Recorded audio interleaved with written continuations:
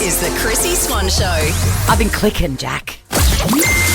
Chrissy's Clickbait. Daniel Craig is cranky. He is a cranky man. Do you know what, though? Daniel Craig's kind of cranky doesn't dilute the kindness in his personality. Like, when he's cranky, I just find it funny.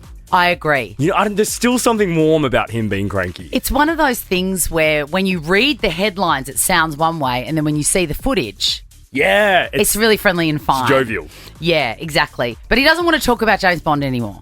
He's really not interested. He wants to talk about queer. But what happens is when you're kind of synonymous with a huge character, that's all people want to talk about. And I think he just needs to accept that. He says that the James Bond movie was a effing nightmare. Which one? The latest one that he's not involved in. No, I think he's saying Quantum of Solace. Oh, Quantum of Solace was. God, he hasn't got a nice thing to say about anything. We were talking about him last week because he did Yesterday. Was it yesterday? Yeah. Are you joking? That was it wasn't yesterday. yesterday. No, Yeah. it was not. We were talking about Casino Royale. Was that yesterday? Yeah. Tom, it was yesterday that we were talking about Casino Royale. Oh my God. Does that give you an idea of what my life is like? I thought that was last week. No, it was yesterday. And we were talking about the Bond songs. We were going to find out what the one was that we were talking about. And Casino. It was Chris Cornell, of course, from Soundgarden. I don't love it. No. Wait, keep going. Imagine, drone shots, explosions. Nah, shit. No. If you're a Soundgarden fan, I think you'd like it. But anyway, Quantum of Solace was a nightmare, and he hopefully he never needs to talk about James Bond ever again. I feel sad for him because he made the conscious decision to step away from the franchise. And he's mixing things up with this new film. And people still just want to talk about James Bond. But I think as well in these interviews, he's giving, they're 20-minute sit-down interviews, right? But unfortunately, no matter what he says about this new film, no one is going to click on that. All anyone is going to click on is the James Bond stuff. So maybe it's the publicity team for the new film that need to just set a rule. I hate rules in interviews, but maybe they do just need to say no James Bond questions. Yeah, but then that makes him look like a diva. And then also, because this is the problem with press junkets. They happen before anybody's really seen the film. Yeah. So when we've seen Queer, we're going to have questions and we'll be interested. But all the interviews are done. You've got to go back. Do you know what I mean? It's wrong. It feels wrong. Anyway, the situation that happened on that film is that Paul Haggis, who wrote the script, doesn't mean anything to anyone apart from, a disgusting Scottish meal.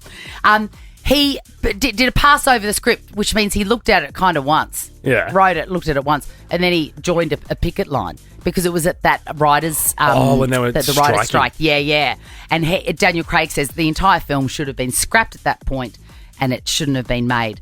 I disagree because I love James Bond films and I live for the opening credit songs. Yes. What is your favourite James Bond opening? My favourite is Die Another Day by Madonna. Sick. She is. I'm falling more and more in love with that woman. You've got to watch that doco, my friend. I know. Well, tomorrow's Wednesday watch list. Is that what it's called? Yes. I'll watch the Madonna doco tonight.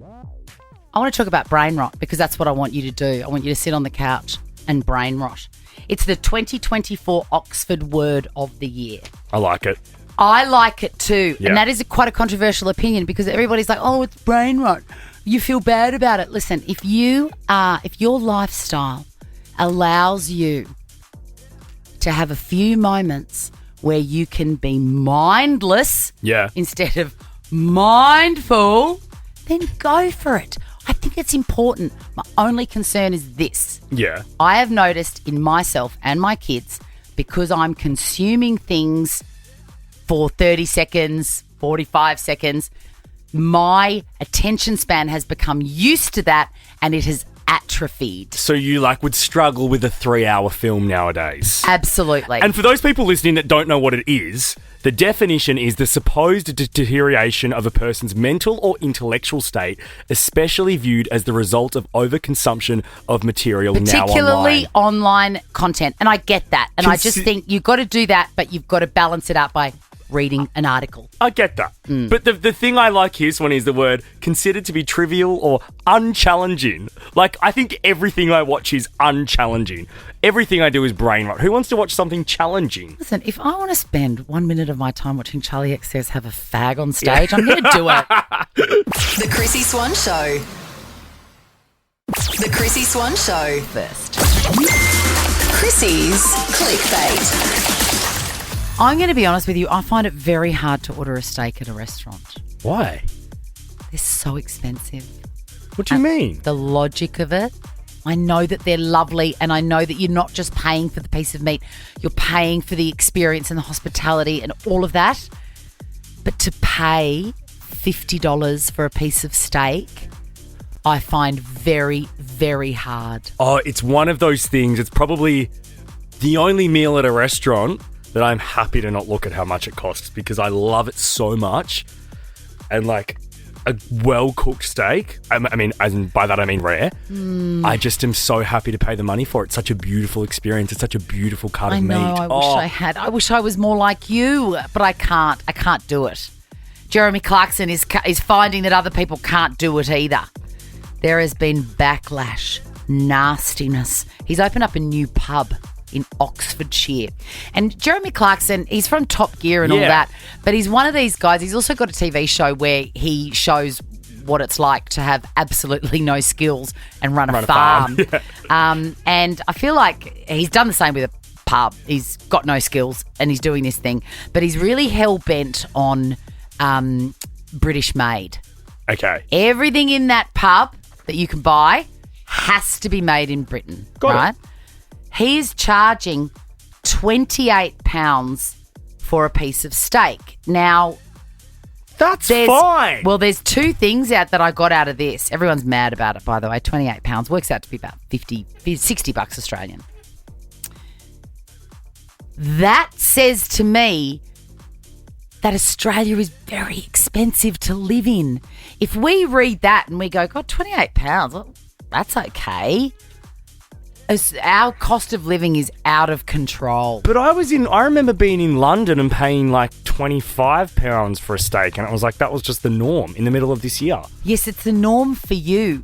I'm not some rich, kid of Beverly Hills. Yeah, I know. People are so mad about it. Someone posted a photograph of a steak. It looks stunning, by the way. A little bit overdone for you. Yeah, I like it rare. It looks beautiful. That béarnaise sauce on it. Oh, the béarnaise sauce. And it's got sort of a little truffly thing and one beautiful singular carrot. A huge carrot, by the way.